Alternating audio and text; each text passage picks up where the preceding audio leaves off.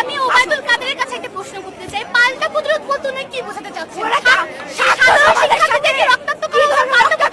প্রশ্ন থাকলো ওবায়দুল কাদেরের কাছে যে আমাদের সাধারণ শিক্ষার্থীদের রক্তাক্ত করে কি তার পাল্টা প্রতিরোধ? উনি আমাদের সংস্কারের দাবিতে মানছে না কেন? আমাদের ভাই চট্টগ্রাম ওদিকে নাকাতে মারা গেছে, আজকে চাঁদখারপুরে গুলিও চলছে, ওদিকে রোকেয়া ভার্সিটিতে আমার ভাইয়ের ক্যাপশন দেখে যা চোখে পানি পড়তেছে। ভাই আমরা কিভাবে চুপ থাকবো? কিভাবে চুপ? আমার ভাইয়ের বুকে আজকে গুলি করা হয়েছে, পুলিশ কিভাবে, এই টোকাইয়ের বাচ্চা কিভাবে আমার ভাইয়ের বুকে গুলি করে? আমার ভাইয়ের কি দোষ ছিল? সে মেধাবী ছিল না? তার দোষ কি? তার কোটা নাই? আজকে যাদের কোটা নাই তারা কি মেধাবী না? পুলিশের কাজ হচ্ছে গিয়ে প্রোটেক্ট করা। ওই টোকাইয়ের বাচ্চা কিভাবে আমার ভাইয়ের গুলি করে?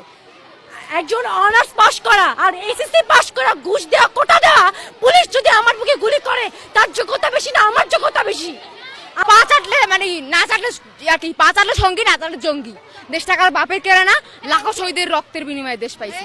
আর আমরা আমাদের ভাই বোনেরা শান্তিপূর্ণভাবে মিছিল করতেছিল, তাদের সুষ্ঠু আন্দোলন করতেছিল, কিন্তু আমি এইচএসসিতে আমি যারা